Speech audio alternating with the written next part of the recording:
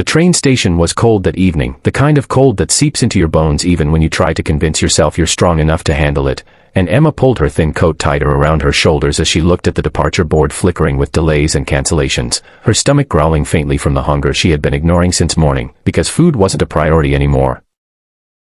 Survival was, paying rent was, keeping her promise to her late mother that she would never give up was, even though she had only $10 left in her worn-out purse, a bill she had folded and refolded so many times that the corners were tearing. And she knew that $10 wasn't enough to fix her life, but it was enough to buy her a little food or maybe pay for the bus fare she needed tomorrow for a job interview that could change everything, if only she didn't lose hope before then. And as she sat on the hard wooden bench, she noticed a man pacing near the ticket counter, tall, well-built but oddly weary in his expression, his clothes decent but not extravagant, his hair slightly messy as if life had been tugging him in directions he hadn't expected, and though she had no reason to pay him attention, she found her eyes drawn to the way he checked his pockets over and over like someone realizing too late that he had lost something important, until finally he sighed heavily,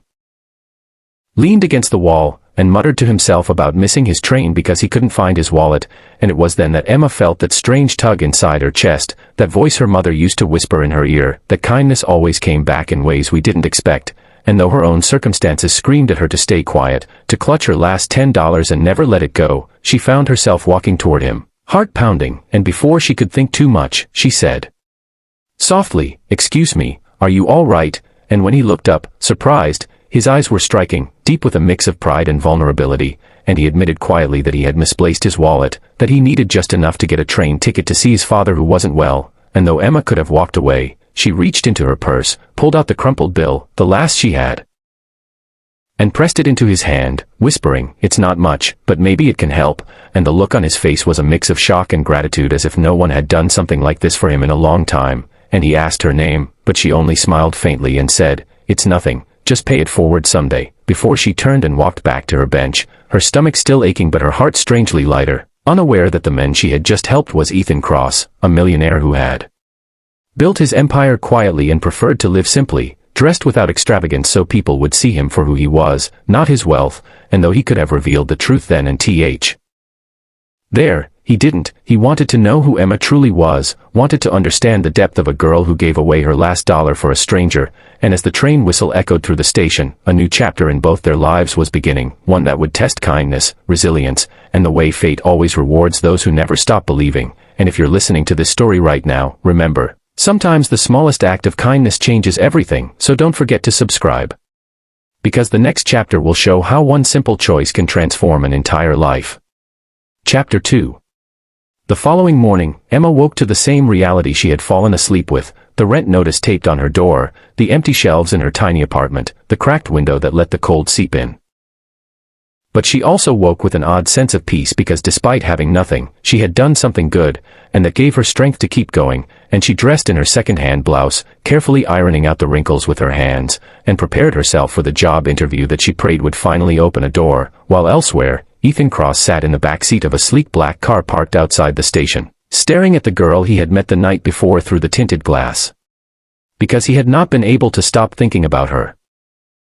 About the way her hands trembled when she gave away her last $10, about the courage it took to choose kindness when she had nothing, and he knew he couldn't just disappear from her life, not when fate had placed her directly in his path, so he had his driver follow her discreetly, learning about her struggles, the tiny apartment she barely afforded, the jobs she applied for but never heard back from, and something inside him stirred, not pity but admiration, and he decided then that he would test her, would give her opportunities to see if her spirit was as unshakable as her kindness. So later that day when Emma walked into the tall glass building for her interview, she didn't realize that the CEO she would be facing was none other than Ethan himself, dressed now in a tailored suit but carrying the same piercing eyes she had seen at the train station, and her jaw nearly dropped when she recognized him, though he smiled faintly and pretended not to know her at first, asking her about her skills, her dreams, her values, and Emma, though nervous, answered with honesty, telling him she believed in hard work, in treating people with respect, in never giving up even when life pushed her to the ground, and Ethan listened closely, deeply moved, until finally he leaned forward and said softly, "Do you believe that kindness can change a person's life?" And Emma, confused but sincere, nodded and said, "Yes, I believe kindness is never wasted, no matter what," and in that moment, Ethan knew she was the kind of person he wanted by his side, not just in business but in life, so he revealed the truth, that he was the same man from the station, that he hadn't lost his wallet but had been testing his own faith in humanity, and that her last $10 had shown him there were still people in the world who valued compassion over survival. And Emma sat in stunned silence, tears filling her eyes as he told her she wasn't just getting the job, she was getting a chance at a life she deserved, one filled with opportunities, dignity, and respect. And as weeks passed, Emma's life transformed. She had a stable job, a mentor in Ethan, and slowly, something more began to blossom between them, something she never imagined when she handed over that crumpled bill in a cold train station. And though the world might call it fate or luck, Emma knew it was proof that kindness always finds its way back, multiplied in ways we cannot predict. And if you followed her journey until now, let it be a reminder for you too. Never underestimate the power of a small good deed. And if you want to hear more stories that inspire, surprise, and change the way you see life, make sure you hit that subscribe button right now, because the next story might just be the one that changes you forever.